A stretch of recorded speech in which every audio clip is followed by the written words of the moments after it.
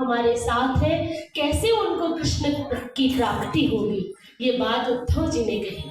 प्रभु यह तो बड़ा बहुत बुरा हो जाएगा भक्तों के साथ, आप तो चले जाओगे, पर जो आपके आश्रित है वो अपना जीवन कैसे धारण करेंगे, कैसे।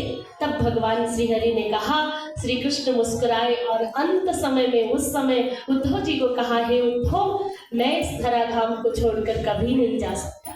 मैं जब आता हूँ तो अपने रूप को तिरोहित कर सकता हूँ, लेकिन मैं कभी जा नहीं सकता। मैं जब आता हूँ तो हमेशा रहता हूँ, सदैव रहता हूँ। और यही बात गोपियों से कही थी।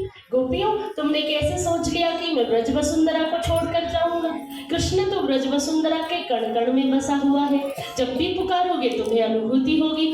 तो श्री कृष्ण भगवान ने स्वयं ये बात कही कि श्रीमद् भागवत महापुराण के रूप में, जो कि वेद व्यास जी के द्वारा प्रणीत है, वो तैयार हो गया है।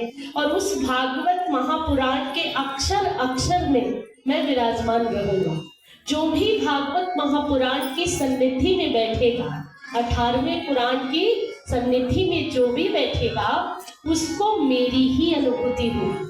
जो भी भागवत सुनेगा उसे कृष्ण प्राप्त होगा, उसे कृष्ण की अनुभूति होगी कि कृष्ण तो सिर्फ मेरे साथ है, कृष्ण तो सिर्फ मेरे साथ। ये श्रीमद् भागवत कथा की यहाँ से प्रारंभ हुआ।